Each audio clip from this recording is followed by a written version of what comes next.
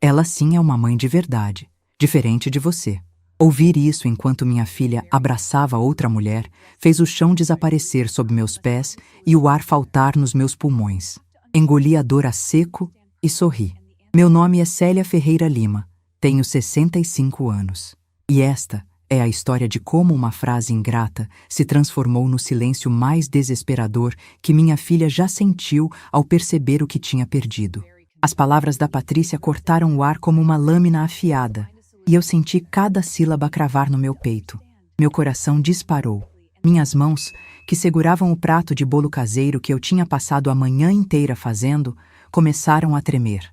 O cheiro de canela e açúcar mascavo que exalava daquele bolo simples, feito com tanto carinho, de repente pareceu patético perto das 3 caixas enormes de presentes importados que Elaine tinha acabado de trazer.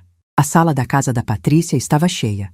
Ela, o marido Anderson, a sogra Elaine e meus 3 netos, Gabriel, de 12 anos, Lucas, de 9 e a pequena Sofia, de 7. Todos olhavam para aquela cena. Era domingo de churrasco, aquele ritual de família que costumava ser nosso momento sagrado, mas que nos últimos 2 anos tinha se transformado numa espécie de palco para minha humilhação silenciosa. Eu tinha chegado a menos de 20 minutos. Estacionei meu Palio 2010 na rua, porque a garagem estava ocupada pelos 2 carros deles, uma SUV importada e o sedã prateado do Anderson. Subi os degraus da casa de 3 andares que eles tinham comprado no Tatuapé, carregando meu bolo singelo numa travessa de vidro que ganhei de presente de casamento há 40 anos. A porta estava entreaberta e, quando entrei, a cena já estava montada. Patrícia exibia para as amigas do condomínio uma bolsa caríssima, daquelas que custam o equivalente a 3 meses da minha aposentadoria. A bolsa tinha sido presente da Elaine, é claro. Minha filha girava de um lado para o outro, mostrando cada detalhe do couro italiano, da ferragem dourada, do forro de seda. Os olhos dela brilhavam de uma forma que eu não via há muito tempo, quando olhava para mim. "Mãe, você chegou!" A voz da Patrícia soou mais como uma constatação burocrática do que uma saudação calorosa. Ela mal olhou para o meu bolo. "Pode deixar aí na cozinha. Depois a gente vê. Depois a gente vê." Como se aquele bolo fosse um detalhe insignificante. Uma sobra que talvez nem fosse consumida. Engoli seco e levei a travessa até a cozinha americana, onde a churrasqueira elétrica de última geração estava assando picanha nobre. O cheiro da carne misturado com o alho e a cebola fritando deveria ser reconfortante, mas só aumentava o aperto no meu estômago. Coloquei o bolo no canto da bancada de granito, ao lado de 3 sobremesas industrializadas caras que alguém tinha trazido. Meu bolo caseiro parecia um primo pobre, deslocado, inadequado. Foi nesse momento que Elaine Nogueira fez sua entrada triunfal. 62 anos, cabelos loiros impecavelmente escovados, usando um vestido de linho bege que provavelmente custava mais que meu aluguel, e aquele perfume francês enjoativo que impregnava tudo por onde ela passava. Nos braços, 3 caixas de papelão com logotipos de marcas internacionais. "Chegou a vovó mais legal do mundo", ela anunciou, e as crianças correram para ela como se fosse o Papai Noel em pessoa. Meu coração apertou ao ver meus netos ignorarem minha presença para se aglomerar ao redor da mulher que, há apenas 3 anos, era uma estranha em nossas vidas. Elaine tinha ficado viúva havia 3 anos. O marido, um empresário do ramo de importação, tinha morrido de infarto fulminante e deixado uma fortuna considerável.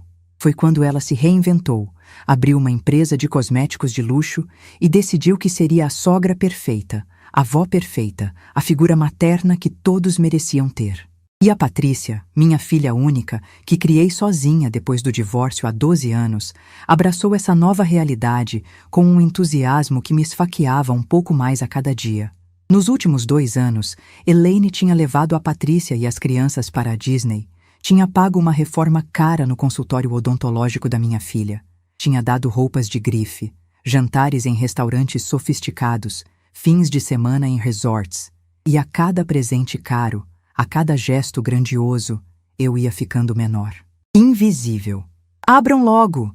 Elaine distribuiu as caixas com um sorriso largo.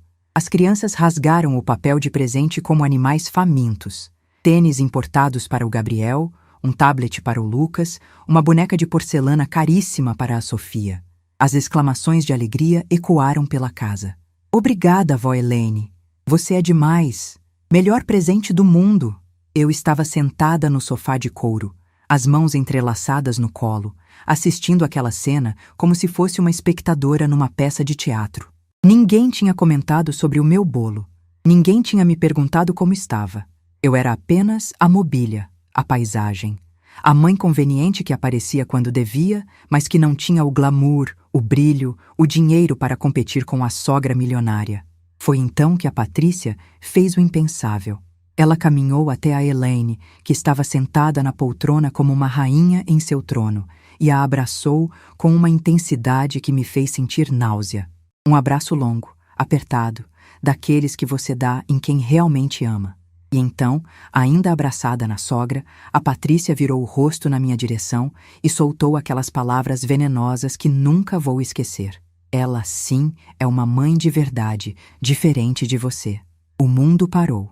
O som da churrasqueira chiando ao fundo, as risadas das crianças com os presentes novos, o burburinho das amigas do condomínio, tudo virou um ruído abafado, distante.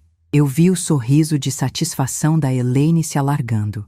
Vi o Anderson, meu genro, tentando disfarçar uma risada cínica enquanto bebia cerveja importada. Vi as amigas da Patrícia trocarem olhares desconfortáveis. E vi minha filha, minha única filha, me olhando com uma mistura de desafio e desprezo que eu nunca tinha visto antes. Era como se ela estivesse testando até onde poderia me empurrar. Como se estivesse esperando que eu retrucasse, que eu chorasse, que eu implorasse por relevância naquela hierarquia familiar que eu nem sabia que existia. Mas algo dentro de mim não quebrou. Algo dentro de mim endureceu. Eu senti uma onda de clareza mental, uma frieza calculada que vinha de um lugar que eu nem conhecia em mim mesma. Respirei fundo. O ar entrou nos meus pulmões carregado daquele perfume enjoativo da Elaine, e eu o expeli devagar, limpando minha mente. Olhei bem para a minha filha, não com mágoa, não com raiva, mas com uma calma assustadora que até eu mesma estranhei. E então, em voz clara e serena, eu respondi: "Que bom, filha. Então, a partir de hoje, é ela quem vai pagar a escola dos seus filhos." O sorriso da Patrícia desapareceu instantaneamente. A satisfação no rosto da Elaine se transformou em confusão. O Anderson engasgou com a cerveja e começou a tossir desesperadamente. As amigas do condomínio pararam de conversar e todas as cabeças se viraram para mim. O silêncio que se instalou naquela sala foi tão profundo, tão absoluto, que eu consegui ouvir o bater do meu próprio coração. As crianças interromperam a brincadeira com os presentes novos. Até a churrasqueira pareceu parar de fazer barulho. "Mãe, do que você está falando?" A voz da Patrícia saiu trêmula, quase um sussurro estrangulado. Ela tinha soltado a Elaine e dado 2 passos na minha direção, o rosto pálido como papel. Eu me levantei do sofá devagar, peguei minha bolsa de couro sintético surrado, tão diferente daquela bolsa de grife que ela tinha acabado de ganhar, e ajeitei a alça no ombro. Não desviei o olhar do rosto da minha filha. Queria que ela visse que eu estava falando sério. Queria que ela sentisse o peso das palavras que tinha acabado de dizer. "Estou falando das mensalidades do Colégio São Francisco", eu disse, mantendo aquele tom de calma absoluta que contrastava com o caos de emoções que começava a se instalar naquela sala. R$ 2.300 por criança, vezes 3, R$ 6.900 por mês, que eu pago sozinha há 4 anos. A informação caiu como uma bomba. A Patrícia abriu a boca, mas nenhum som saiu. O Anderson deixou a cerveja cair no chão. O líquido dourado se espalhou pelo porcelanato branco, mas ninguém se mexeu para limpar. A Elaine estava boquiaberta, as mãos ainda suspensas no ar no gesto de abraço que tinha dado na Patrícia segundos atrás. As amigas do condomínio começaram a sussurrar entre si. E eu continuei falando, porque agora que tinha começado, não ia parar. "Deixa eu fazer as contas para vocês entenderem bem." Eu abri a bolsa, tirei meu celular velho, abri a calculadora. Queria que aquilo fosse didático, matemático, incontestável. 4 anos significa 48 meses. Mas na verdade são 58 meses, porque comecei a pagar um pouco antes. 58 vezes R$ 6.900. Apertei os números na tela, bem devagar, para que todos pudessem acompanhar. R$ 402.200. Isso sem contar material escolar, que todo início de ano são uns 1.500 por criança. Mais uniforme, uns 400 por criança. Mais as excursões trimestrais, uns 300 por criança. Mais lanche, porque a escola não fornece, uns 200 por mês por criança. Eu levantei os olhos do celular e vi que a Patrícia estava tremendo. Literalmente tremendo, as mãos apertadas contra o peito, os olhos arregalados em pânico crescente. O Anderson tinha ficado vermelho, uma mancha de cor subindo do pescoço até a testa. A Elaine se levantou da poltrona, a postura de rainha tinha desaparecido completamente. Somando tudo isso, eu continuei, guardando o celular de volta na bolsa. Facilmente, R$ 500.000 que saíram da minha aposentadoria de professora estadual nos últimos 4 anos. Enquanto vocês gastavam o salário de vocês com casa grande, carro importado, restaurante chique e roupa de marca. Mas mãe, eu pensei que... A Patrícia finalmente conseguiu articular alguma coisa, mas eu ergui a mão, cortando as palavras dela. Você pensou o quê, Patrícia? Que a escola era de graça? Que alguém fazia caridade para vocês? Que dinheiro caía do céu todo dia 10 de cada mês quando a mensalidade vencia? Minha voz estava firme, mas por dentro eu sentia uma tempestade de emoções. Raiva, tristeza, decepção, mas principalmente uma sensação de libertação que eu não esperava sentir. Ou você simplesmente nunca perguntou por que era conveniente não saber? Porque enquanto eu pagava a educação dos seus filhos com o suor da minha aposentadoria, você podia fingir que tinha esse padrão de vida alto sozinha? A Patrícia tentou se aproximar de mim, as lágrimas começando a escorrer pelo rosto cuidadosamente maquiado. Mãe, por favor, a gente pode conversar sobre isso em particular? Ela olhou para as amigas, para a Elaine, claramente envergonhada de estar tendo aquela conversa na frente de plateia. Mas eu não ia dar esse privilégio a ela. Ela tinha me humilhado publicamente. A vingança seria pública também. Não, Patrícia. A gente vai conversar aqui e agora, na frente de todo mundo. Você acabou de me humilhar na frente da sua sogra, do seu marido, das suas amigas, dizendo que eu não sou uma mãe de verdade. Então, agora todo mundo vai ouvir que tipo de mãe eu realmente sou. Eu caminhei até o centro da sala, virando de costas para a porta, encarando todos eles. Vocês sabem quanto uma professora aposentada da rede estadual ganha? R$ 3.200 por mês. Eu ganho R$ 3.200 e gastava R$ 6.900 com a escola dos meus netos. Sabem como eu fazia isso? Dando aula particular de português à noite e aos fins de semana. Corrigindo redação de cursinho por R$ 15 cada.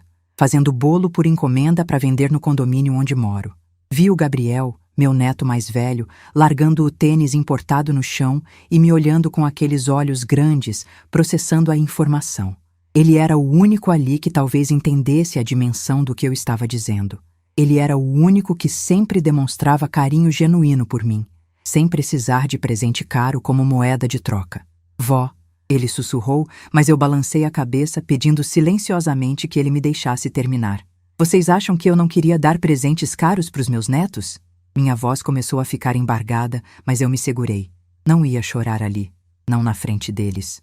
Vocês acham que eu não queria ser a avó que leva para Disney, que dá tablet, tênis importado, boneca de porcelão? Eu queria. Nossa, como eu queria. Mas eu tinha que escolher entre ser a avó do presente caro ou ser a avó que garantia educação de qualidade. E eu escolhi a educação. Porque, diferente de vocês, eu entendo que educação é o único patrimônio que ninguém pode tirar dos meus netos.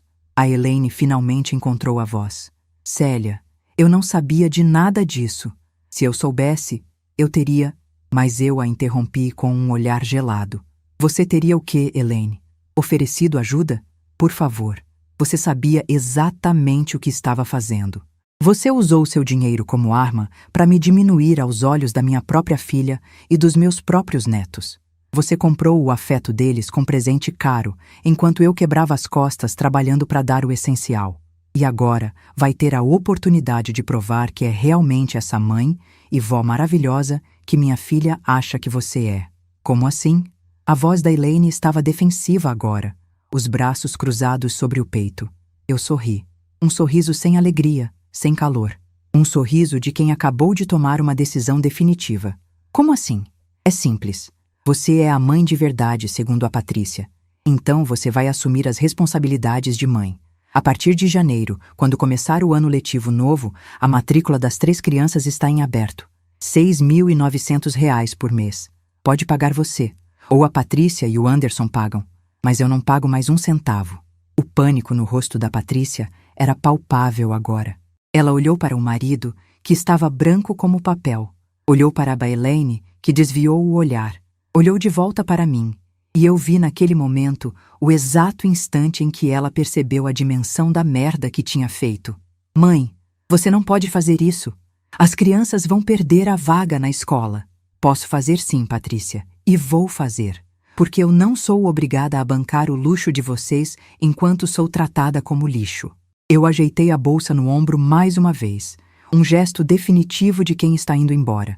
Você tem razão em uma coisa que disse hoje. A Elaine dá presentes melhores que eu. Ela dá bolsa de grife, tênis importado, viagem para Disney.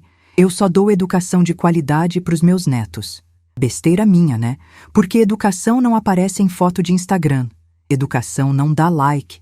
Educação é só o futuro deles, mas isso não importa quando você tem uma bolsa italiana para mostrar nas redes sociais. Eu me virei e comecei a caminhar em direção à porta. A Patrícia veio atrás de mim, desesperada. Mãe, espera, a gente precisa conversar. Você não pode ir embora assim. Ela agarrou meu braço, mas eu me soltei com delicadeza. Não com violência, apenas com firmeza. Eu posso sim, Patrícia, e vou. Vocês têm 2 meses para se organizar.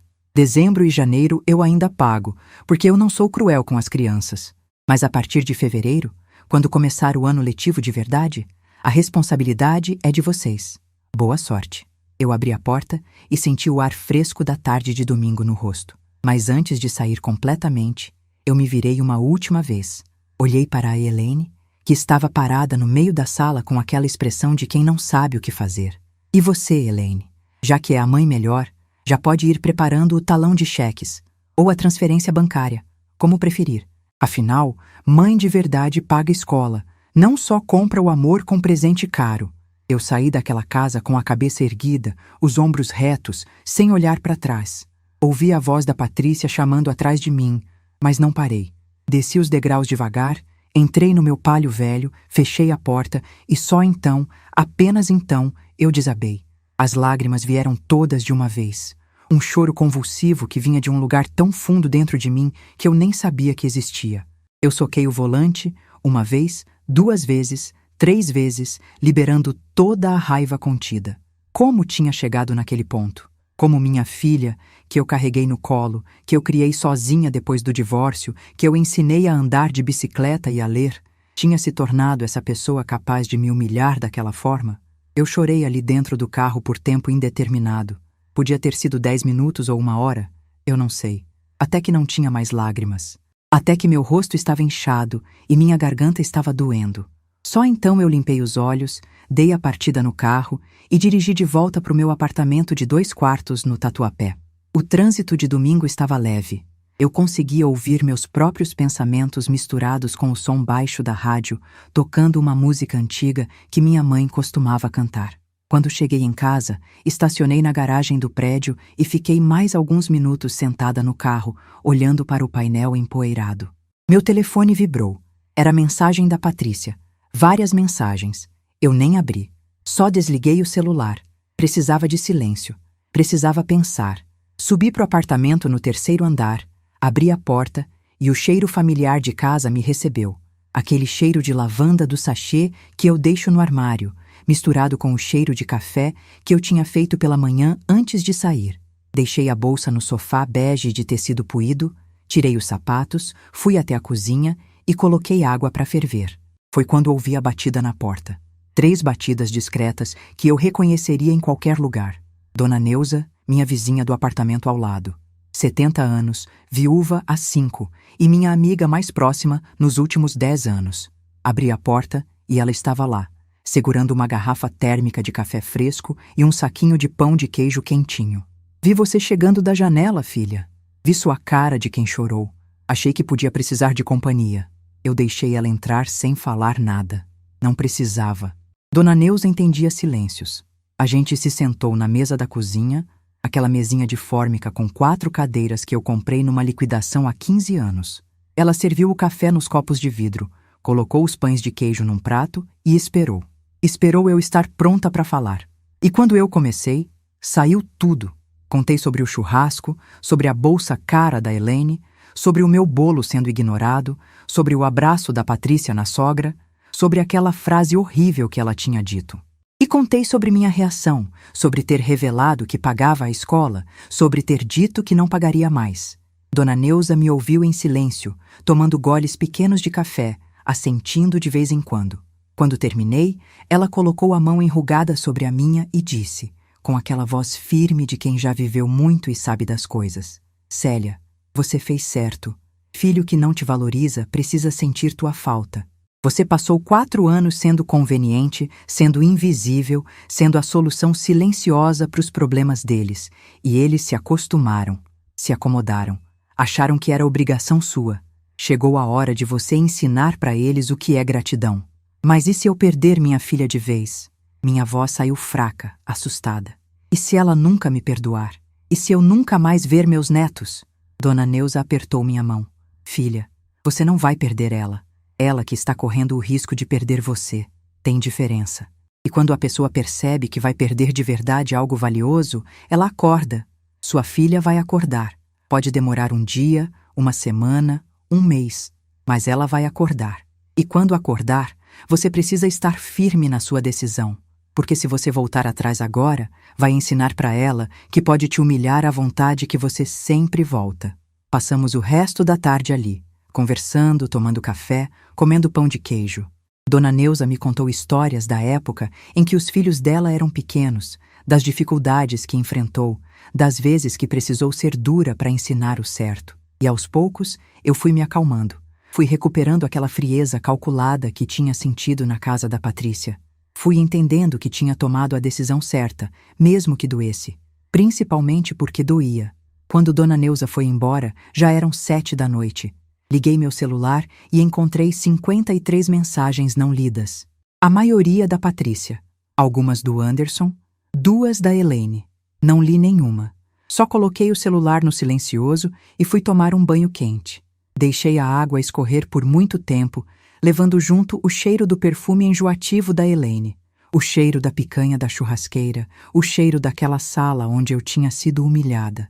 Quando saí do chuveiro, me senti limpa, não só por fora, por dentro também. Coloquei meu pijama mais confortável, fiz um chá de camomila, sentei no sofá e finalmente abri as mensagens. Mãe, me desculpa, eu não quis dizer aquilo. Mãe, por favor, a gente precisa conversar. Mãe, você não pode fazer isso comigo. Mãe, as crianças vão perder a escola. As mensagens da Patrícia eram um misto de desculpa e chantagem emocional. Sempre a mesma ladainha. Mas eu percebi uma coisa. Em nenhuma das 53 mensagens, ela tinha dito que entendia o sacrifício que eu fazia. Em nenhuma, ela tinha dito obrigada por ter pago a escola dos meus filhos por 4 anos. Tudo era sobre o medo de perder o benefício, não sobre gratidão pelo que eu tinha feito. Eu respirei fundo e escrevi uma única mensagem de resposta, que enviei para Patrícia, para o Anderson e para Helene no mesmo grupo. Vocês têm até janeiro para se organizar. Em fevereiro, a responsabilidade é de vocês. Não vou voltar atrás. Não mandem mais mensagens. Quando eu estiver pronta para conversar, eu procuro vocês. Enviei, saí do grupo e bloqueei temporariamente os 3 contatos. Precisava de paz. Precisava pensar. Precisava, pela primeira vez em anos, colocar minha dignidade em primeiro lugar. Naquela noite, deitada na minha cama de solteiro, olhando para o teto escuro do quarto, eu me perguntei se tinha feito a coisa certa, se não tinha sido muito dura, se não estava sendo egoísta. Mas então eu lembrei da frase da Patrícia. Ela sim é uma mãe de verdade, diferente de você. E a dúvida desapareceu. Fechei os olhos e dormi. E pela primeira vez em 4 anos, dormi em paz, sem o peso invisível de estar sendo explorada e desrespeitada ao mesmo tempo. Mas o que eu não sabia naquela noite era que aquele domingo tinha sido apenas o começo, que a verdadeira tempestade ainda estava por vir. e que quando eu finalmente descobrisse toda a extensão da mentira em que tinha vivido nos últimos anos, minha decisão de cortar o pagamento da escola seria apenas o primeiro movimento de um cheque-mate muito mais complexo. Antes de eu contar o que aconteceu depois daquele domingo, me diz uma coisa. Você acha que eu exagerei? Que fui longe demais? Ou você faria a mesma coisa no meu lugar? Deixa aqui nos comentários, porque o que veio depois mudou tudo.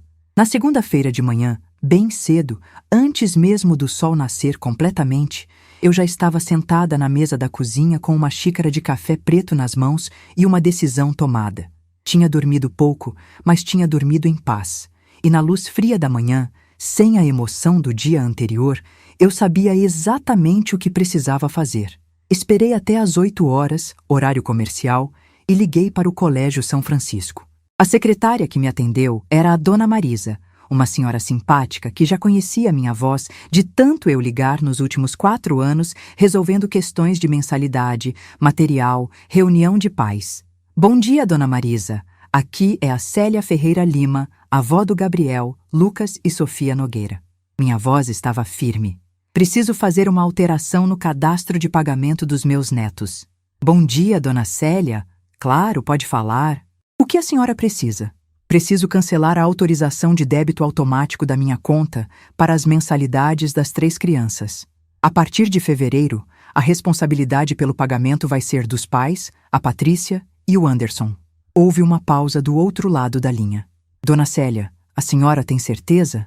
Isso significa que os senhorias Patrícia e Anderson vão precisar assumir o pagamento direto. E se houver atraso, as crianças podem ficar sem acesso às atividades escolares. Assim, eu tenho absoluta certeza. Pode fazer o procedimento. Mas, Dona Célia, faltam só 2 meses para o final do ano. A senhora não quer esperar até janeiro para fazer essa mudança? Eu respirei fundo. Dona Marisa, vou ser honesta com a senhora. Eu vou continuar pagando dezembro e janeiro. Não quero que as crianças percam o final do ano letivo, mas preciso que essa mudança seja oficial agora. Preciso que a escola notifique os pais de que, a partir de fevereiro, eles são os responsáveis legais pelo pagamento. É urgente. A secretária entendeu que algo sério tinha acontecido. Entendi, Dona Célia. Vou fazer o procedimento hoje mesmo. A escola vai enviar uma notificação formal para os endereços de e-mail e também uma carta física para a residência dos senhores Patrícia e Anderson. A senhora quer continuar recebendo os comunicados da escola? Quero sim. Mas só comunicados sobre o desenvolvimento escolar das crianças. Nada de cobrança financeira. Isso é com os pais agora. Perfeitamente entendido. Vou processar tudo hoje. A senhora vai receber um e-mail de confirmação. Desliguei o telefone e senti um peso enorme sair dos meus ombros. Estava feito. Não tinha mais volta. Tomei outro gole de café e olhei pela janela da cozinha. O dia estava começando ensolarado. O céu azul claro, sem nuvens. As pessoas estavam indo trabalhar. A vida estava seguindo seu curso normal. E eu também precisava seguir. Precisava reconstruir minha vida sem ser a solução conveniente para os problemas da minha filha. Os 3 dias seguintes foram silenciosos. Terrivelmente silenciosos. Meu celular não tocou nenhuma vez. As mensagens que eu tinha bloqueado ficaram no limbo digital. Eu passei esses dias organizando meu apartamento, colocando a vida em ordem, revisitando velhos álbuns de fotos. Encontrei fotos da Patrícia criança, aquela menina de tranças que ria alto e me abraçava com força. Onde tinha dado errado? Em que momento eu tinha perdido aquela menina? Ou será que ela nunca tinha existido de verdade e eu tinha vivido numa ilusão todos esses anos? Na quinta-feira à tarde, eu estava na varanda do apartamento regando minhas plantas quando ouvi a campainha tocar. 2 vezes, insistente. Fui até a porta, olhei pelo olho mágico e vi a Patrícia do outro lado. Estava com a cara inchada, sem maquiagem, usando um moletom velho, muito diferente da mulher impecável e glamurosa que eu tinha visto no domingo. Por um momento pensei em não atender, em deixar ela ali, esperando, sentindo na pele o que é ser ignorada. Mas algo dentro de mim não conseguiu. Ainda era minha filha, ainda era a menina que eu tinha criado, mesmo que ela tivesse se tornado alguém que eu não reconhecia. Abri a porta. A Patrícia estava com os olhos vermelhos, as mãos tremendo. Mãe! A voz dela saiu quebrada. Por favor, preciso falar com você. Eu me afastei e deixei ela entrar. Mas não ofereci café, não ofereci abraço, não ofereci o acolhimento maternal que eu sempre oferecia. Só fechei a porta e fiquei esperando ela falar. A Patrícia caminhou até a sala, olhou ao redor como se estivesse vendo aquele espaço pela primeira vez e então se virou para mim com as lágrimas escorrendo pelo rosto. A escola mandou a notificação, hoje de manhã. Chegou no e-mail e também uma carta pelos correios. Eles disseram que a partir de fevereiro, eu e o Anderson somos os únicos responsáveis pelo pagamento. Mãe, pelo amor de Deus, você não pode fazer isso. A voz dela foi subindo, histérica. São quase 7.000 reais por mês. A gente não tem esse dinheiro. Patrícia, você é dentista. Seu marido é gerente de vendas em uma multinacional. Vocês moram numa casa de 3 andares. Tem 2 carros importados. Como é possível que não tenham 7.000 reais por mês? Ela abriu e fechou a boca várias vezes, procurando argumentos, mas não encontrou nenhum que fizesse sentido. A gente tem despesas? Que despesas? Eu cruzei os braços. A prestação da casa, o IPTU, os carros, o condomínio, os restaurantes caros toda semana, as roupas de marca, é isso? Vocês gastam todo o dinheiro de vocês mantendo um padrão de vida que não podem pagar e eu era a trouxa que tampava o buraco financeiro de vocês pagando a escola das crianças? Não é assim, mãe. Então me explica como é, Patrícia. Me explica como você ganha bem, seu marido ganha bem, mas vocês não têm 7.000 reais para o que deveria ser a prioridade máxima, a educação dos seus próprios filhos. Ela começou a chorar mais forte, o corpo todo tremendo. E parte de mim, aquela parte maternal que nunca morre completamente, quis abraçar ela, dizer que estava tudo bem, que eu ia continuar pagando. Mas eu me segurei. Me segurei com toda a força que tinha, porque sabia que se cedesse agora, ela nunca aprenderia, nunca valorizaria, nunca entenderia a dimensão do que eu tinha feito. Mãe, eu sei que eu errei.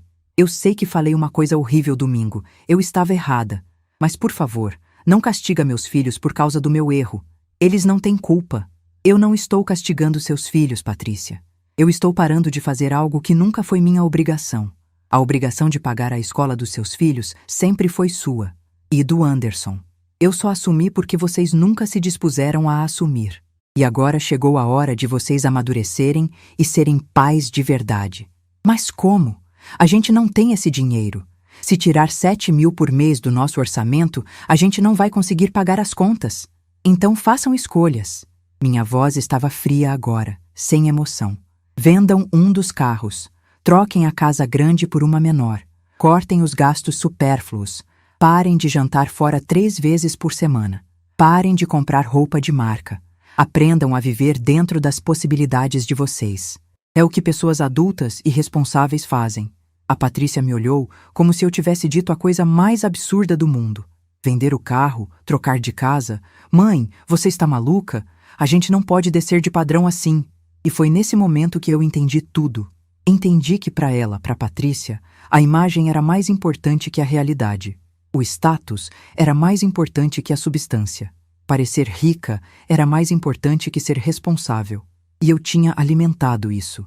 Eu tinha permitido que ela vivesse nessa fantasia, pagando a conta do que ela não podia pagar enquanto ela construía uma vida de aparências. Então peça para Elaine pagar. Eu disse simples assim. A Patrícia desviou o olhar. Eu já pedi. Ela disse que não. Como assim ela disse que não? Domingo, ela era a mãe maravilhosa. A mãe de verdade. A que vale mais que eu. Ela disse que não é obrigação dela. Que são meus filhos. Minha responsabilidade. Eu quase ri. Quase. Porque tinha uma ironia deliciosa nisso. A Elaine, tão disposta a ser a avó perfeita quando era só dar presente caro e ganhar os holofotes, tinha recuado na hora que precisava assumir responsabilidade real. Viu como é fácil julgar, Patrícia? É fácil ser a mãe perfeita quando você só aparece para os momentos bonitos. É fácil ser a avó adorada quando você só dá presente e não tem obrigação nenhuma. Mas na hora de assumir as responsabilidades de verdade, até a Elaine saiu correndo. Mãe, isso é vingança? Você está fazendo isso para se vingar de mim? A voz da Patrícia estava acusatória agora, desesperada, tentando colocar a culpa em mim. Isso não é vingança, Patrícia. Vingança seria eu ter te humilhado publicamente, ter te diminuído, ter te tratado como lixo. Eu não fiz nada disso. Eu só parei de ser conveniente. Parei de me sacrificar por quem não me valoriza. Se você quer chamar isso de vingança, problema seu. Ela ficou me olhando por um longo momento, as lágrimas secando no rosto, e então disse algo que me cortou. Você não é a mãe que eu pensava que você fosse. Eu segurei a respiração por um segundo, porque doeu. Nossa, como doeu! Mas então eu respondi, com uma calma que surpreendeu até a mim mesma. Não, Patrícia, eu sou exatamente a mãe que sempre fui. Você é que não é a filha que eu pensava que você fosse. Ela saiu sem dizer mais nada. Bateu a porta com força. E eu? Eu fui até o sofá e sentei, as pernas bambas. Fiquei ali sentada por horas, olhando para a parede, processando aquela conversa. A dor era física. Era como se alguém tivesse enfiado uma faca no meu peito e torcido devagar. Minha única filha, meu único sangue. E a gente tinha chegado naquele ponto. Os dias que se seguiram foram os mais escuros da minha vida. Eu entrei numa espécie de luto. Luto por uma relação que tinha morrido. Por uma filha que eu tinha perdido mesmo ela ainda estando viva. Passei a semana inteira sem sair de casa, vivendo de sopas instantâneas e chá, sem vontade de comer, sem vontade de viver direito. Dona Neuza batia na porta todo dia, trazia comida, me fazia companhia, mas até a presença dela era um peso. Eu só queria ficar sozinha, no escuro, processando a dor. Cancelei as aulas particulares que tinha agendado. Cancelei as encomendas de bolo. Parei de responder mensagens no celular. Parei de ver televisão. Só ficava deitada no sofá, olhando para o teto, revivendo cenas da infância da Patrícia, procurando sinais que eu tinha perdido, tentando entender onde tinha dado errado. Será que eu tinha mimado demais? Será que eu tinha sido permissiva demais? Será que eu tinha falhado como mãe e por isso ela tinha se tornado essa pessoa? Mas então, no 8º dia depois daquela conversa horrível, algo mudou. Eu acordei de manhã e me olhei no espelho do banheiro e quase não me reconheci. Tinha olheiras profundas, o cabelo desgrenhado, a pele pálida. Eu parecia ter envelhecido 10 anos em uma semana. E naquele momento, olhando para aquele reflexo patético, eu senti algo diferente da tristeza. Senti raiva. Raiva de mim mesma. Raiva por estar me destruindo por causa de alguém que não me valorizava. Raiva por estar definindo meu valor através do amor de uma pessoa que tinha me tratado como lixo. Chega, eu disse pro meu reflexo. Chega de sofrer por quem não merece. Tomei um banho demorado, daqueles em que você esfrega a pele com força, lavando embora não só a sujeira, mas também a autopiedade. Me arrumei direito pela primeira vez em uma semana. Coloquei uma roupa bonita, passei batom, penteei o cabelo. Fui até a cozinha e fiz um café da manhã de verdade. Pão francês tostado, manteiga, queijo, fruta.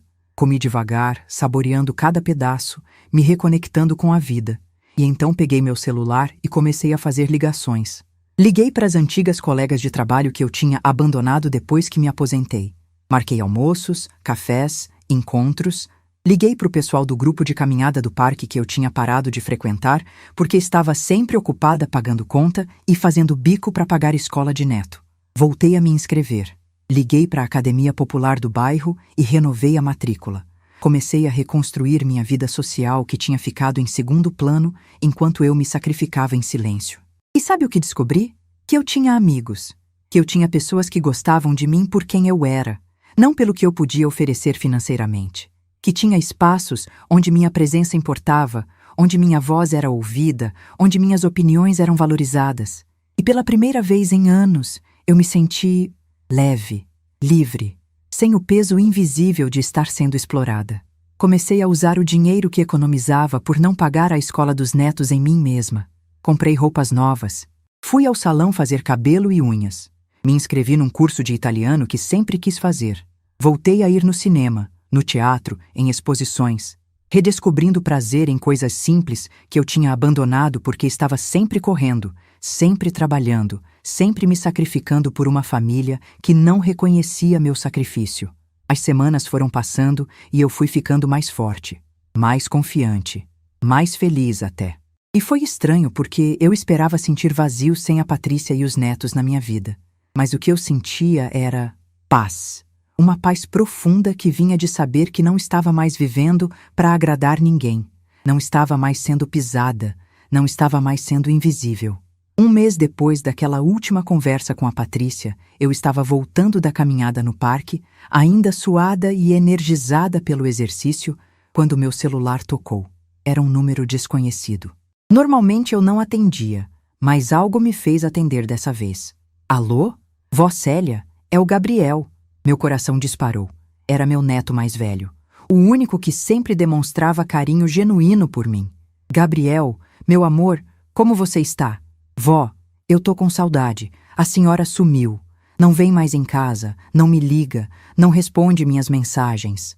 Meu anjo, é que eu e sua mãe tivemos um desentendimento e... Eu comecei a explicar, mas ele me interrompeu.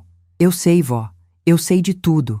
Mãe contou que a senhora pagava a escola da gente e parou de pagar porque ela falou aquela coisa horrível no churrasco. E você, está bravo comigo? Minha voz saiu pequena. Bravo? Vó, eu te amo. Eu só queria ver você. Posso ir aí? A senhora pode me buscar? Eu tô aqui no colégio. Acabou a aula agora. Minha primeira reação foi dizer sim, correr buscar ele, matar a saudade. Mas eu respirei fundo.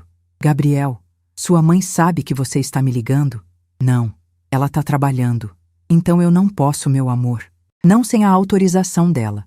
Ele ficou em silêncio por um momento. E então disse algo que mudou tudo. Vó, tem uma coisa que você precisa saber. Uma coisa que eu descobri e não sei se devo contar ou não. Mas acho que você tem o direito de saber. Senti um frio na barriga. O que, Gabriel?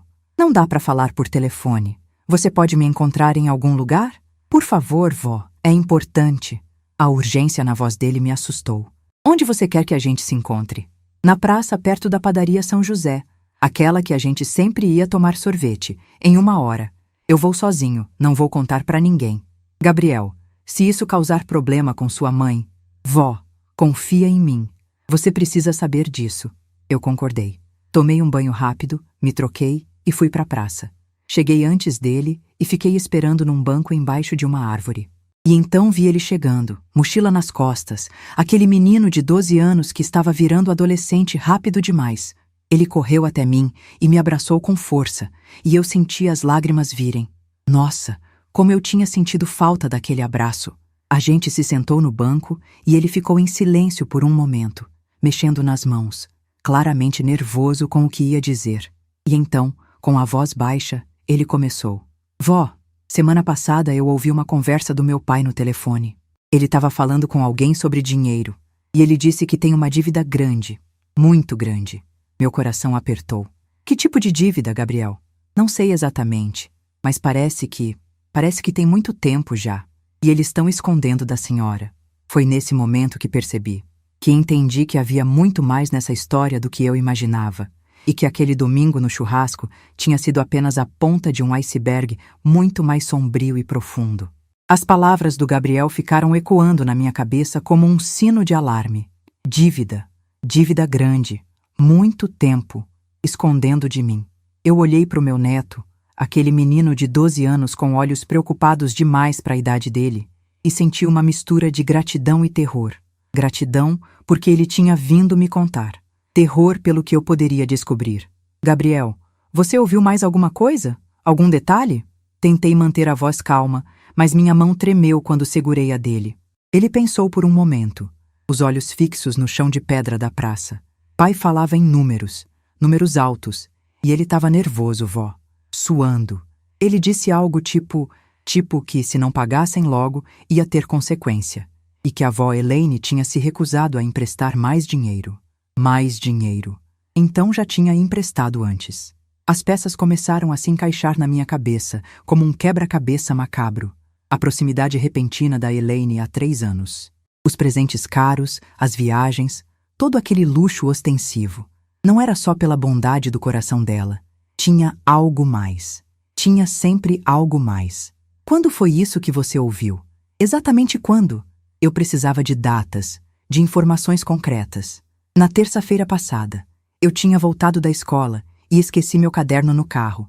Quando voltei para pegar, Pai estava na garagem, sentado no banco do motorista, falando no telefone. Ele não me viu, e eu fiquei escondido, porque a voz dele estava estranha, vó. Ele estava com medo. Anderson com medo. O homem sempre tão confiante, sempre tão seguro de si, sempre tão pronto para menosprezar os outros. Com medo. Aquilo me disse que a situação era séria. Muito séria. Você contou para sua mãe o que ouviu? Gabriel balançou a cabeça. Não, porque depois daquela briga no churrasco, mãe e pai não param de discutir. Toda noite, quando acham que a gente está dormindo. Sobre dinheiro, sobre a escola, sobre você. E ontem mãe disse que ia ter que vender as joias dela. Ela estava chorando, vó. Chorando muito. Joias. A Patrícia tinha uma coleção considerável de joias. Presentes que ela tinha ganhado ao longo dos anos, inclusive algumas peças caras que o pai dela, meu ex-marido, tinha dado antes de a gente se divorciar. Se ela estava vendendo as joias, é porque a água tinha batido na bunda mesmo. Eu abracei o Gabriel com força. Meu anjo, você fez muito bem em me contar. Muito bem mesmo. Mas agora eu preciso que você me prometa uma coisa. Não conta pra ninguém que você me contou isso, tá bom? É nosso segredo. E fica de olho. Se você ouvir mais alguma coisa, qualquer coisa, você me liga. Pode ser? Posso, vó. Mas a senhora vai fazer o quê? Eu olhei nos olhos dele. Vou descobrir a verdade. Toda ela. Voltei pra casa com a cabeça fervendo. Aquilo mudava tudo. Não era mais sobre orgulho ferido ou falta de reconhecimento. Tinha algo muito mais profundo acontecendo. Uma mentira sendo sustentada há anos, e eu tinha sido a tonta que financiou essa mentira sem saber. Cheguei no apartamento e fui direto pro meu computador velho. Precisava de ajuda. Ajuda especializada. Lembrei do Jorge, um ex-colega de trabalho que tinha se aposentado uns anos antes de mim e tinha aberto uma pequena empresa de consultoria financeira. A gente não falava há muito tempo, mas eu tinha guardado o contato. Liguei para ele. 3 toques e ele atendeu com aquela voz grossa e amigável que eu lembrava bem. Célia? Célia Ferreira? Quanto tempo? Oi, Jorge. Desculpa te incomodar depois de tanto tempo, mas eu preciso de ajuda. Ajuda profissional. O tom dele mudou imediatamente. O que aconteceu? Você tá bem? Contei tudo. O churrasco, a humilhação, a revelação sobre a escola e agora a conversa com o Gabriel sobre a dívida escondida. Quando terminei, ele ficou em silêncio por um momento antes de falar. Célia, isso é sério. Se realmente existe uma dívida grande que eles estão escondendo, você precisa saber os detalhes, porque isso pode afetar você diretamente, especialmente se tiverem usado seu nome para alguma coisa. Meu sangue gelou. Usar meu nome? Como assim? É comum em casos de dívida familiar. Às vezes um membro usa o CPF ou documentos de outro como fiador, avalista, essas coisas, sem a pessoa saber. Você tem certeza de que seus documentos estão seguros? Eu acho que sim. Mas Patrícia tem cópia de alguns documentos meus. Eu dei quando ela precisou atualizar meu cadastro como avó na escola. Célia, você precisa fazer algumas coisas urgentemente. Primeira, consulta o Serasa, SPC, todos os órgãos de proteção ao crédito. Vê se tem alguma dívida ou consulta no seu nome que você não reconheça. Segunda, se você tem conta conjunta ou cartão adicional com sua filha ou genro, cancela tudo imediatamente. Terceira, vou te passar o contato de um advogado amigo meu especializado em direito de família. Você vai precisar dele. A seriedade na voz do Jorge me assustou mais do que eu já estava assustada. Anotei tudo o que ele falou, agradeci e desliguei. As mãos tremiam quando abri o site do Serasa. Criei o cadastro, fiz o login e consultei minha situação. No começo parecia tudo normal, sem pendências, sem dívidas, score de crédito bom. Mas então eu vi. Na aba de consultas ao seu CPF havia uma lista enorme. Nos últimos 3 anos, meu CPF tinha sido consultado 17 vezes por instituições financeiras diferentes. Bancos, financeiras, empresas de crédito. Senti o chão sumir debaixo dos meus pés. Por que diabos meu CPF estava sendo consultado por financeiras se eu não tinha pedido nenhum empréstimo? Cliquei em cada consulta, anotei as datas, os nomes das instituições. E então, vi algo que fez meu coração parar. 2 consultas eram de uma empresa de empréstimo consignado. e tinham sido feitas há exatamente 2 anos. Liguei imediatamente para o banco onde tenho minha conta da aposentadoria. Esperei na linha por 15 minutos até conseguir falar com uma atendente. Bom dia, meu nome é Célia Ferreira Lima. Preciso saber se existe algum empréstimo consignado em meu nome. A moça pediu meus dados, fez a consulta e então disse: Sim, senhora. Existe um empréstimo consignado ativo em seu nome, contratado em março de 2022, valor original de R$ 50.000, prazo de 60 meses. Atualmente estão sendo descontados R$ 783 mensais da sua aposentadoria. Eu não consegui falar. Literalmente fiquei sem voz. R$ 50.000, empréstimo que eu não fiz. Desconto que eu nunca percebi na minha aposentadoria porque não olhava extrato detalhadamente. Sempre achei que as variações fossem dos impostos e contribuições normais. Senhora? A senhora está aí? A voz da atendente me trouxe de volta. Eu não fiz esse empréstimo. Eu nunca autorizei isso. Isso é fraude. A senhora precisa ir até uma agência e registrar uma contestação formal. Vou te passar o protocolo dessa ligação. Anotei o protocolo com a mão tremendo tanto que mal conseguia escrever. Desliguei e fiquei olhando para o papel. R$ 50.000, em empréstimo fraudulento, no meu nome. Alguém tinha falsificado minha assinatura, tinha usado meus documentos, tinha me roubado, e eu tinha uma suspeita muito forte de quem tinha sido. Liguei para o Jorge de novo, contei sobre o empréstimo, ele xingou baixo do outro lado da linha. Célia, você precisa agir rápido, isso é crime, é estelionato. Você precisa ir na delegacia fazer um boletim de ocorrência. Mas Jorge, se foi minha filha... Se foi a Patrícia, Célia, eu sei que é difícil, mas se foi ela cometeu um delito grave. E você é a vítima. Você tem que se proteger. Eu sabia que ele estava certo, mas a ideia de denunciar minha própria filha na polícia era demais. Precisava ter certeza antes. Certeza absoluta. Jorge, tem como descobrir quem assinou o contrato do empréstimo? Se tem alguma gravação, alguma imagem? Depende do banco. Mas normalmente tem. Você pode pedir acesso a tudo isso quando contestar. E Célia, você vai precisar de um advogado. Não adie isso. Liga para o Dr. Henrique. Eu vou te mandar o contato por WhatsApp agora. Conta tudo para ele. Hoje ainda. Recebi o contato e liguei imediatamente. Dr. Henrique me atendeu pessoalmente. Escutou minha história inteira sem me interromper e no final disse: Dona Célia, vamos trabalhar em 2 frentes. Primeira, contestação do empréstimo fraudulento e recuperação dos valores descontados indevidamente. Segunda, investigação completa da situação financeira da sua filha e genro. Preciso que a senhora assine uma procuração me autorizando a agir em seu nome. Pode vir no meu escritório amanhã cedo? Concordei.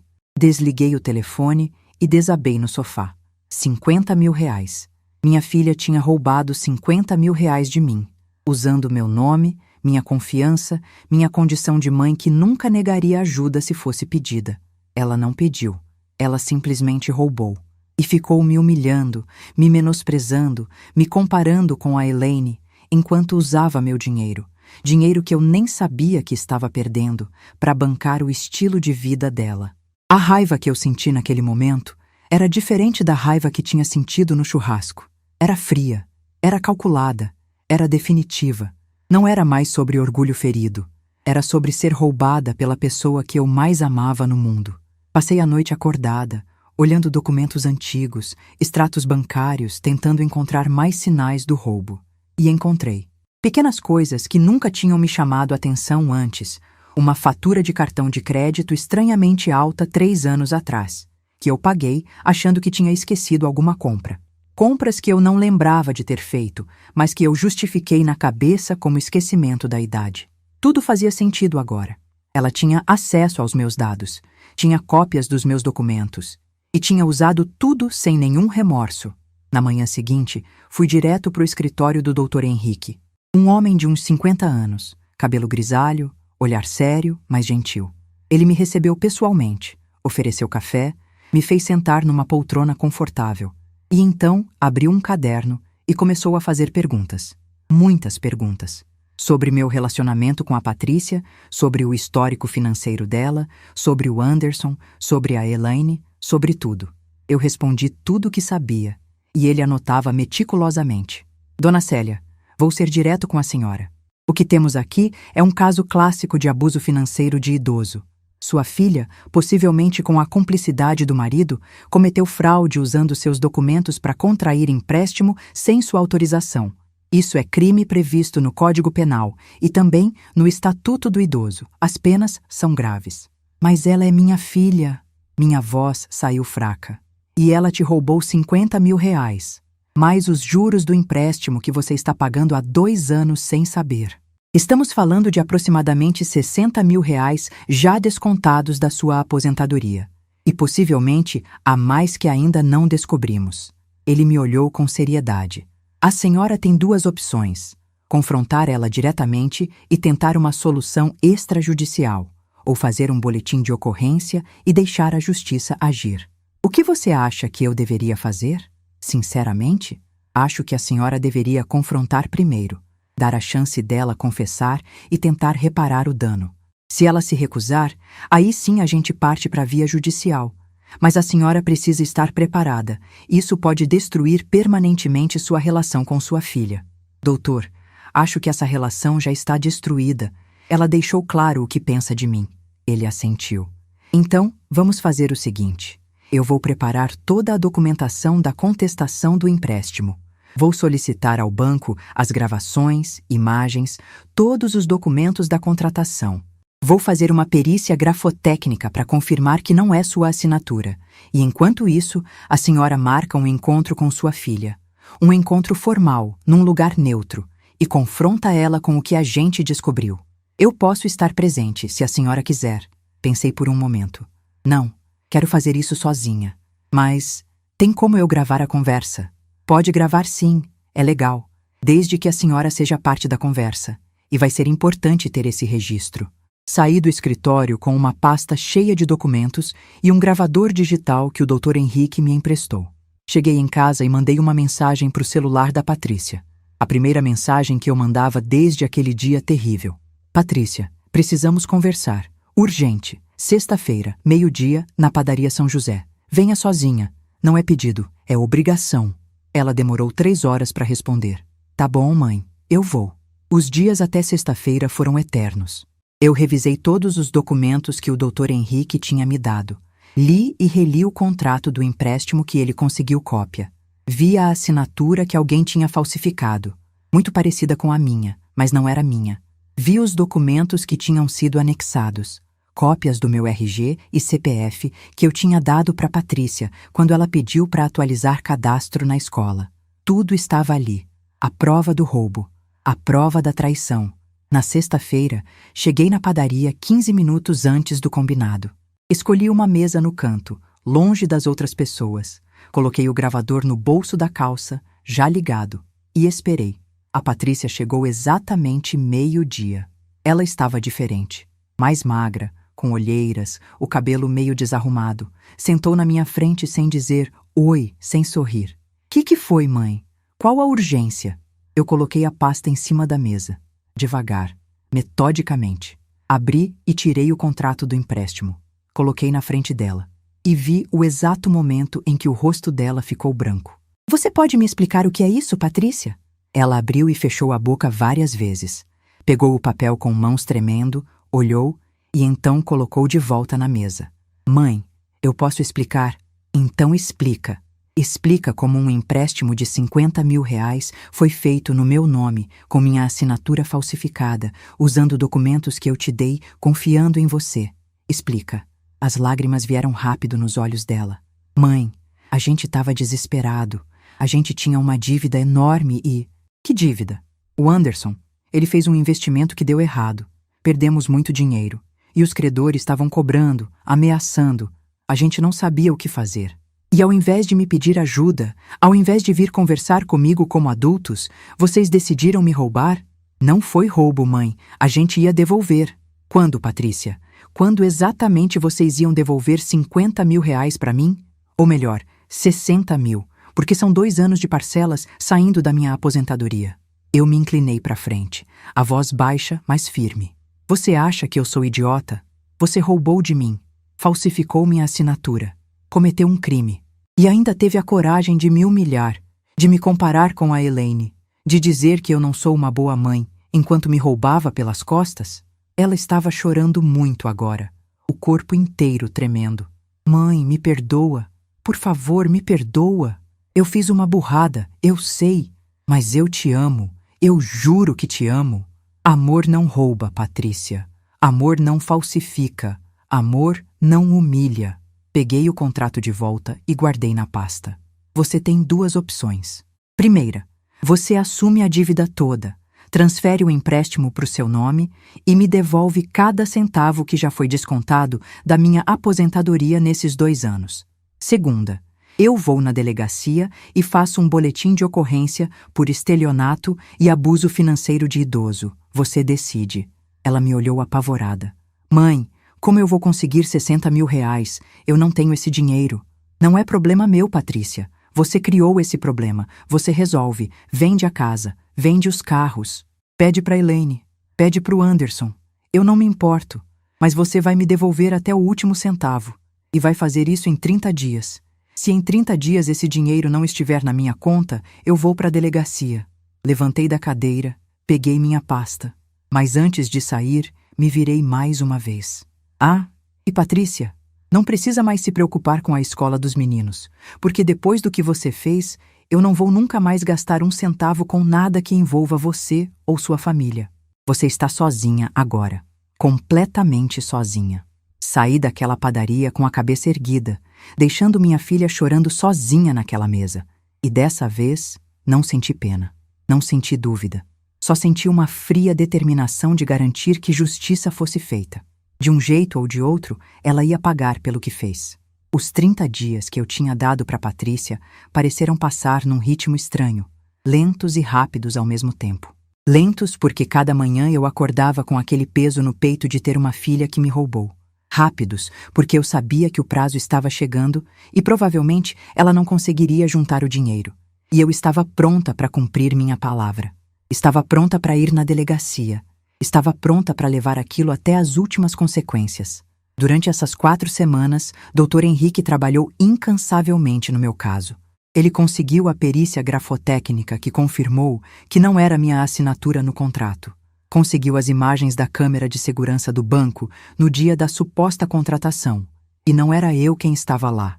Era uma mulher com meu tipo físico aproximado, usando óculos escuros e boné. Mas definitivamente não era eu. O banco já tinha admitido a falha no processo de verificação de identidade e concordado em cancelar o empréstimo e devolver os valores descontados. Mas isso não absolvia a Patrícia do que ela tinha feito. Mais grave, Dr. Henrique descobriu que não era só aquele empréstimo. Havia um cartão de crédito adicional em meu nome que eu nunca autorizei, com uma dívida de 12 mil reais. Havia uma conta de luz de um imóvel comercial, o consultório da Patrícia, que estava em meu CPF como corresponsável há 3 anos, com atrasos constantes afetando meu score de crédito. Quando somou tudo, o prejuízo total que a Patrícia me causou chegava perto de 80 mil reais. 80 mil reais. Era quase 3 anos da minha aposentadoria inteira. Era tudo que eu tinha economizado ao longo de décadas trabalhando. Era o resultado de uma vida inteira de sacrifício. E minha filha tinha torrado tudo sem nenhum remorso. Durante esses 30 dias, Patrícia me ligou 17 vezes. Mandou 46 mensagens. Todas desesperadas, todas prometendo que ia arranjar o dinheiro, todas implorando mais prazo. Eu não respondi nenhuma, porque já tinha dado minha palavra, 30 dias ou delegacia. Não tinha negociação. No 28º dia, ela apareceu na porta do meu apartamento. Era noite, quase 10 horas. Eu estava pronta para dormir quando a campainha tocou.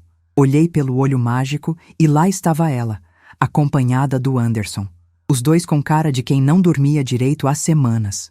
Pensei em não atender, mas algo me fez abrir a porta. Mãe, por favor, a Patrícia começou, mas eu levantei a mão. Vocês têm exatamente 5 minutos. Falem o que vieram falar. O Anderson foi quem falou primeiro. Pela primeira vez, desde que eu conhecia aquele homem, ele estava humilde, sem aquela arrogância de sempre. Dona Célia, eu vim pedir desculpas. Tudo isso foi culpa minha. O investimento que deu errado, a dívida... Eu pressionei a Patrícia a fazer aquele empréstimo no nome da senhora. Ela não queria, mas eu insisti. Olhei nos olhos dele e vi medo. Medo real. E por que você fez isso, Anderson? Por que não vieram me pedir ajuda de forma honesta? Ele abaixou a cabeça. Porque eu tinha vergonha. Tinha vergonha de admitir que tinha falhado. Que tinha perdido dinheiro da família num investimento idiota. E achei que conseguiria recuperar rápido, que a senhora nunca precisaria saber. Mas não recuperou, né? E quanto tempo vocês acharam que conseguiriam esconder? Mãe, a Patrícia interveio. A gente juntou algum dinheiro. Vendemos o carro do Anderson. Vendemos minhas joias. Pedimos emprestado para Elaine. Ela emprestou 20 mil. Conseguimos juntar 52 mil reais. Não é o valor total, eu sei. Mas é tudo o que conseguimos em um mês. Por favor, aceita. E me dá mais tempo pro resto. 52 mil reais. Eles realmente tinham corrido atrás. Mas ainda faltava quase 30 mil para completar o valor total do prejuízo. Quanto tempo mais vocês acham que precisam? 6 meses. O Anderson respondeu rápido.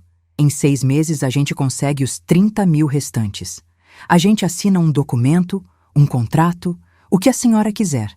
Mas, por favor, não faz o boletim de ocorrência. Olhei para um, olhei para o outro. A Patrícia tinha os olhos vermelhos e inchados. O Anderson estava com a barba por fazer, roupa amarrotada. Eles estavam destruídos. E parte de mim sentiu uma satisfação sombria vendo aquilo. Mas a outra parte, aquela parte que ainda era mãe, sentia dor. Tem uma condição, eu disse. Qualquer coisa. A Patrícia respondeu imediatamente. Eu quero um encontro. Com vocês dois, com a Elaine e com seus pais, Anderson. Quero todo mundo numa mesa. E quero que vocês contem a verdade toda, para todo mundo. Sobre a dívida, sobre o empréstimo fraudulento, sobre tudo. Quero que enfrentem a vergonha que têm tanto medo de enfrentar. Se vocês fizerem isso, eu aceito os 52 mil agora e dou 6 meses pro resto. Eles se entreolharam. A Patrícia estava pálida. Mãe, a Elaine não pode saber de tudo isso. Por quê? Porque vocês têm medo dela descobrir que não são o casal perfeito que fingem ser? Porque têm medo de perder os favores dela? Então pronto, escolham. Ou enfrentam a verdade de cara limpa, ou eu vou na delegacia segunda-feira de manhã. Depois de um longo silêncio, Anderson assentiu. Tá bom, a gente faz. Ótimo. Sábado, 3 horas da tarde, aqui no meu apartamento. Tragam todo mundo. Eles concordaram e foram embora. Fechei a porta e respirei fundo. O confronto final estava marcado. E dessa vez seria em meus termos. O sábado chegou com um céu pesado e nublado, ameaçando chuva. Passei a manhã arrumando o apartamento, preparando café e alguns salgados. Não por hospitalidade, mas porque precisava manter as mãos ocupadas para não enlouquecer de nervosismo. Às 2h30, Dona Neuza bateu na porta. Vim dar apoio moral, filha. O Dr. Henrique também disse que vinha? Disse. Ele vai chegar às 3 em ponto. Ela apertou minha mão. Você é forte. Vai dar tudo certo. Às 3 horas, todos começaram a chegar. Primeiro a Patrícia e o Anderson. Depois a Elaine. Impecável como sempre num conjunto de linho branco, mas com uma expressão confusa no rosto. Depois os pais do Anderson, seu Mário e Dona Conceição. Um casal de classe média que eu conhecia apenas superficialmente. E por último, o Dr. Henrique, de terno cinza, pasta executiva na mão, postura profissional. Minha sala de estar nunca tinha estado tão cheia. Organizei cadeiras extras, ofereci café que ninguém quis. E então me sentei na poltrona que tinha sido do meu pai. Uma peça antiga, mas confortável que sempre me fazia sentir forte. Dona Neuza sentou ao meu lado. Dr. Henrique ficou em pé, encostado na parede, apenas observando. Obrigada por virem. Eu comecei, a voz firme apesar do coração disparado. Eu chamei todos vocês aqui porque tem uma situação muito grave que precisa ser esclarecida. E essa situação envolve a Patrícia e o Anderson diretamente. A Elaine franziu a testa. Célia, do que você está falando? Estou falando de abuso financeiro, de fraude, de roubo. Peguei a pasta que estava na mesinha de centro e tirei os documentos. Há 2 anos, um empréstimo de 50 mil reais foi contraído em meu nome, sem minha autorização, usando meus documentos falsificados. Há 3 anos, um cartão de crédito adicional foi emitido em meu nome sem meu conhecimento, acumulando 12 mil reais de dívida. E há 3 anos, meu CPF foi colocado como corresponsável na conta comercial do consultório da Patrícia, gerando atrasos que prejudicaram meu crédito. Total do prejuízo, 80 mil reais. Silêncio absoluto. Seu Mário e Dona Conceição ficaram brancos. A Elaine deixou a xícara de café cair no chão. O líquido se espalhou pelo tapete, mas ninguém se moveu. Patrícia começou a chorar baixinho. E quem foi responsável por isso? Dona Conceição perguntou, a voz trêmula. Eu apontei para Patrícia e Anderson. Eles dois, com a Patrícia executando e o Anderson planejando. Isso não é verdade. Anderson se levantou, vermelho. Eu não planejei nada. Foi a Patrícia que... Para de mentir! Eu gritei. E todo mundo se assustou porque eu nunca gritava. Nunca. Você mesmo admitiu para mim há 2 dias que pressionou a Patrícia a fazer o empréstimo fraudulento. Que foi você quem perdeu dinheiro num investimento idiota. Pelo menos tenha a dignidade de assumir. Seu Mário se virou para o filho. Anderson, isso é verdade? O Anderson afundou na cadeira, derrotado. É verdade. Eu investi em bitcoins em 2021. Achei que ia ficar rico. Coloquei 200 mil reais, tudo que a gente tinha economizado, mais empréstimos. E perdi tudo quando o mercado caiu. Fiquei desesperado. Os credores estavam cobrando, ameaçando processar. E eu pedi para Patrícia pegar dinheiro emprestado com a dona Célia. Mas vocês não pediram emprestado, eu corrigi, minha voz gelada. Vocês roubaram, tem diferença. Se tivessem vindo me pedir ajuda honestamente, talvez eu ajudasse. Mas vocês decidiram me tratar como uma idiota, como uma velha senil que não perceberia o roubo. Elaine estava processando tudo, os olhos indo da Patrícia para mim e de volta. Patrícia, me diz que isso não é verdade. Me diz que você não fez isso. A Patrícia não conseguiu olhar nos olhos da sogra. Eu fiz, Elaine. Eu fiz e eu não tenho desculpa. Eu estava desesperada. A gente ia perder a casa, os carros, tudo, e minha mãe sempre foi tão disponível, sempre pagando a escola, sempre ajudando. Eu achei que ela nem ia perceber. Como eu não ia perceber? Minha voz subiu de novo. 80 mil reais, Patrícia. Mais de 3 anos da minha aposentadoria.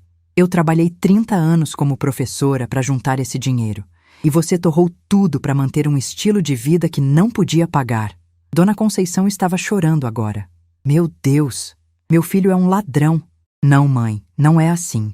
Anderson tentou argumentar, mas o pai o interrompeu. Cala a boca, Anderson. Você roubou uma senhora de 65 anos. Você usou a confiança que ela tinha na esposa para cometer um crime. Como você pôde? O Anderson começou a chorar também. Lágrimas grossas de homem adulto que finalmente entendeu a dimensão da merda que fez. Eu sinto muito mesmo. Eu vou pagar tudo de volta, eu juro. Eles já juntaram 52 mil reais, eu disse, tirando o envelope que estava dentro da pasta. Está aqui, em dinheiro. Venderam o carro, as joias, pediram emprestado. Faltam mais 28 mil reais, que eles prometeram pagar em 6 meses. Dr. Henrique finalmente falou, sua voz profissional preenchendo a sala. E eu, como advogado da dona Célia, preparei um contrato de confissão de dívida. Os senhores Patrícia e Anderson vão assinar reconhecendo o débito total de 80 mil reais, com multa e juros caso não cumpram o prazo de pagamento do restante. Se houver inadimplência, dona Célia pode executar a dívida judicialmente, o que pode resultar em penhora de bens. E caso ela decida, ainda pode fazer o boletim de ocorrência por estelionato, pois o prazo prescricional do crime ainda está valendo. Ele colocou o contrato em cima da mesa. Um documento oficial, com tudo especificado em termos jurídicos que não deixavam margem para interpretação. Assinem aqui os dois. Patrícia pegou a caneta com mão tremendo. Olhou para mim uma última vez, como se esperasse que eu dissesse que estava tudo bem, que estava perdoada. Mas eu não disse nada, só retribuí o olhar com frieza. Ela assinou. Anderson assinou em seguida. Dr. Henrique pegou o documento, colocou na pasta dele e saiu uma via para mim. Está feito, eu disse. Agora tem mais uma coisa que precisa ser dita aqui. Olhei diretamente para Elaine. Você, Elaine, você sabia de alguma coisa? Ela balançou a cabeça rapidamente. Não, eu juro que não. Eu só emprestei 20 mil reais para eles essa semana porque a Patrícia me disse que era para cobrir uma dívida antiga, mas não sabia de nada disso. E você acha que é inocente nisso tudo? Minha voz tinha um tom acusatório que fez ela se encolher. Você passou os últimos 3 anos usando seu dinheiro como arma para diminuir minha importância na vida da minha filha e dos meus netos. Você comprou o afeto deles com presente caro enquanto eu quebrava as costas trabalhando para dar o essencial. Você criou um ambiente de competição tóxica, onde minha filha aprendeu que amor se mede por quanto você gasta. Você pode não ter roubado meu dinheiro diretamente, mas você roubou minha dignidade. E isso também tem preço. Elaine ficou sem palavras. Pela primeira vez desde que eu conhecia aquela mulher, ela não tinha resposta pronta. Não tinha sorriso confiante. Estava apenas pequena. Eu não vou processar vocês, eu continuei, voltando meu olhar para Patrícia e Anderson. Não vou fazer o boletim de ocorrência. Não porque vocês merecem minha clemência, mas porque eu não quero que meus netos tenham os pais na cadeia. Mas tem condições. Primeira, o contrato que vocês assinaram vai ser cumprido à risca, nem um dia de atraso. Segunda, eu quero acesso total às crianças. Vocês não vão mais controlar quando e como eu vejo meus netos. Terceira, acabou essa palhaçada de me comparar com a Elaine, de me diminuir, de me tratar como segunda opção. Se vocês querem que eu continue na vida de vocês, vão aprender a me respeitar. Porque dignidade não se negocia. Não mais. Levantei da poltrona, peguei o envelope com o dinheiro, guardei na gaveta. Podem ir embora agora. Todos vocês. Preciso descansar. Um por um, eles saíram. Seu Mário e Dona Conceição saíram primeiro, destruídos pela vergonha do filho. Depois a Elaine, cabisbaixa. Depois o Anderson. A Patrícia foi a última. Parou na porta, virou para mim. Mãe, Não, eu interrompi. Não agora. Talvez um dia eu consiga ouvir seu pedido de desculpas. Mas não hoje. Hoje eu só quero que você saia. Ela saiu. A porta fechou. E eu finalmente respirei. Dona Neuza me abraçou. Doutor Henrique apertou meu ombro com respeito. A senhora foi incrível, Dona Célia. Incrível. Mas eu não me sentia incrível. Me sentia vazia. Porque tinha acabado de fazer algo que nunca pensei que faria. Tinha virado as costas completamente para minha filha. E mesmo sabendo que era o certo, que era necessário, ainda doía como uma facada no peito. Meses se passaram desde aquele sábado terrível. 6 meses que mudaram completamente o rumo da minha vida de formas que eu nunca imaginei. E agora, sentada na varanda do meu apartamento numa manhã ensolarada de um sábado qualquer, tomando meu café com leite e olhando o movimento da rua lá embaixo, eu posso finalmente contar como essa história terminou. Ou melhor, como ela recomeçou. O primeiro mês depois do confronto foi o mais difícil. Patrícia e Anderson sumiram completamente. Não ligavam, não mandavam mensagem, não apareciam. As crianças continuavam na escola. Eles tinham conseguido negociar um parcelamento direto das mensalidades, mas eu não via meus netos. Isso doía. Doía muito. Especialmente quando Gabriel me ligava escondido, chorando, dizendo que tinha saudade. Mas eu me mantive firme. Eu tinha colocado minhas condições, e se eles não quisessem respeitar, o problema era deles. Foi no final do 2º mês que a Patrícia finalmente ligou. Era um domingo à tarde, e quando vi o nome dela na tela do celular, meu coração acelerou. Pensei em não atender, mas atendi. Mãe, sou eu. Oi, Patrícia. Silêncio constrangido do outro lado. E então, as crianças estão perguntando por você, principalmente o Gabriel. Ele não para de perguntar quando vai ver a avó. E o que você responde para ele? Que a gente teve um desentendimento. Mas ele é esperto, mãe. Ele sabe que é mais que isso. Eu respirei fundo. Se vocês querem que eu veja as crianças, as regras são as que eu coloquei. Acesso total, sem supervisão de vocês, sem controle. Eu vou buscá-los na escola quando eu quiser, vou levá-los para passear e vocês não vão questionar. Outra pausa. Tá bom, pode ser. E foi assim que começou a reconstrução. Lenta, dolorosa, mas começou. Voltei a ver meus netos toda semana. Todo sábado eu buscava os 3 e a gente passava o dia juntos. Ia no parque, no cinema, na sorveteria. E pela primeira vez, sem a pressão de estar bancando a educação deles, sem o peso da exploração financeira, eu conseguia realmente aproveitar a companhia deles. Gabriel tinha crescido tanto nesses meses. Lucas estava mais falante. E Sofia tinha perdido o dente da frente e fazia questão de mostrar o buraquinho toda hora que sorria. Com a Patrícia e o Anderson, a relação ficou diferente, formal, educada, mas distante. Eles pagaram as parcelas do acordo religiosamente. A cada dia 10 do mês, uma transferência de R$ 4.600 caía na minha conta. O Dr. Henrique acompanhava tudo, anotava cada pagamento. No 6º mês, o último pagamento foi feito.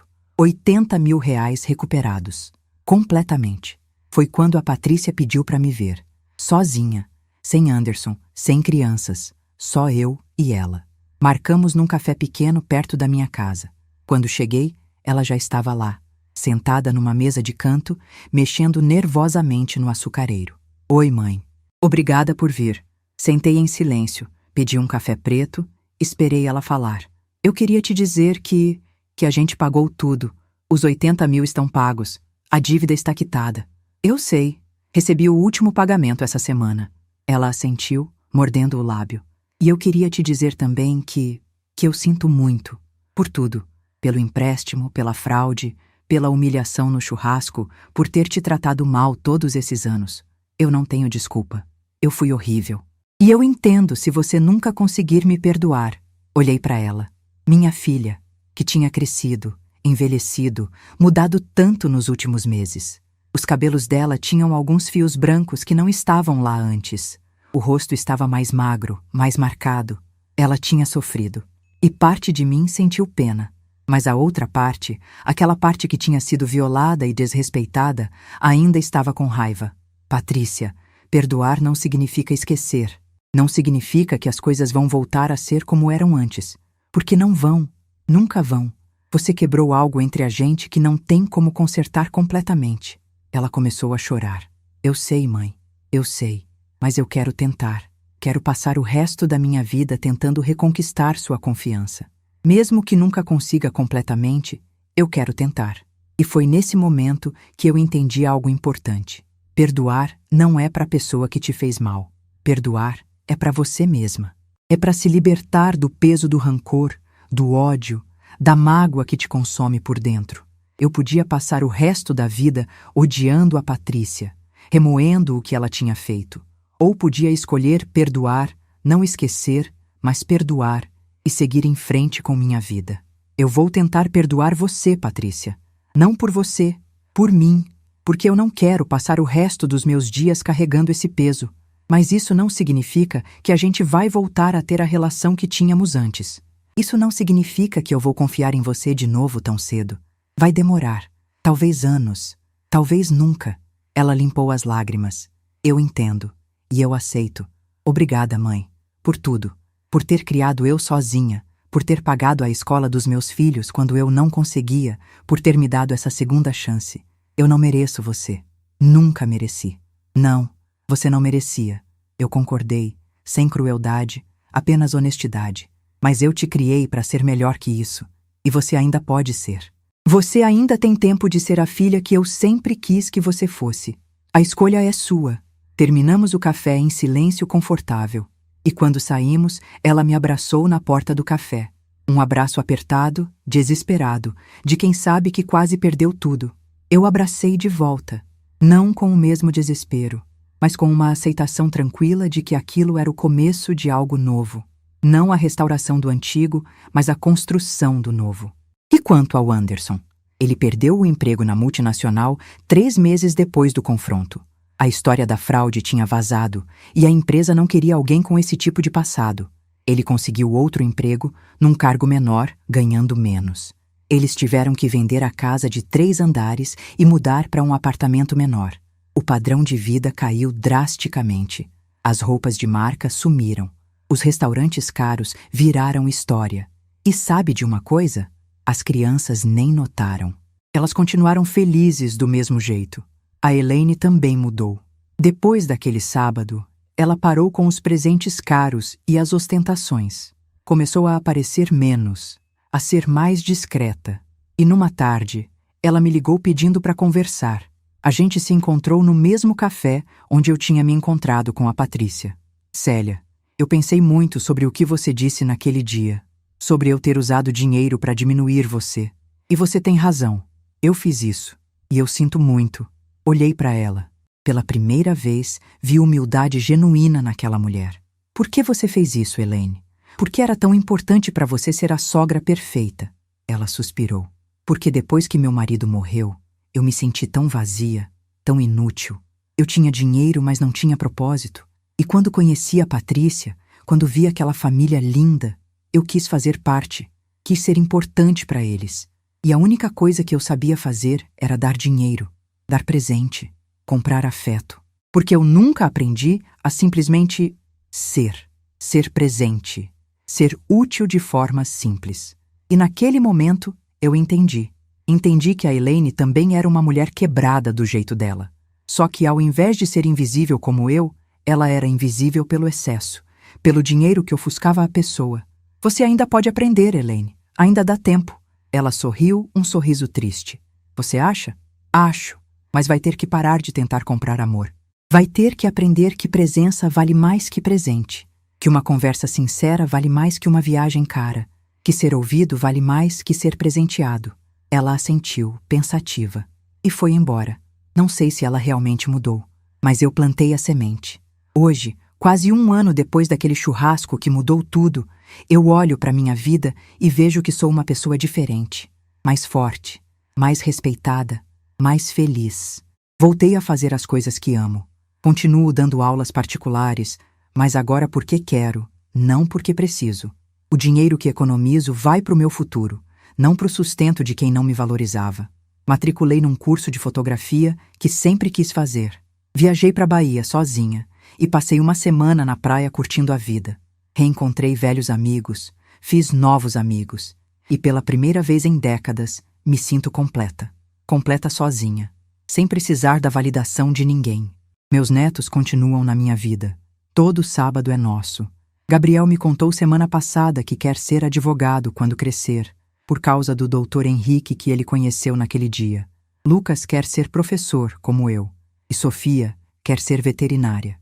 Eu ouço os sonhos deles e me emociono, porque sei que agora eles têm uma avó presente de verdade, não uma avó que existe apenas para resolver problema financeiro. E a Patrícia? A gente se fala, não todo dia, mas regularmente. Ela ainda está pagando o preço das escolhas que fez, financeiramente, emocionalmente, socialmente, mas ela está tentando, está aprendendo, e eu estou dando tempo e espaço para ela crescer. Ontem ela me ligou.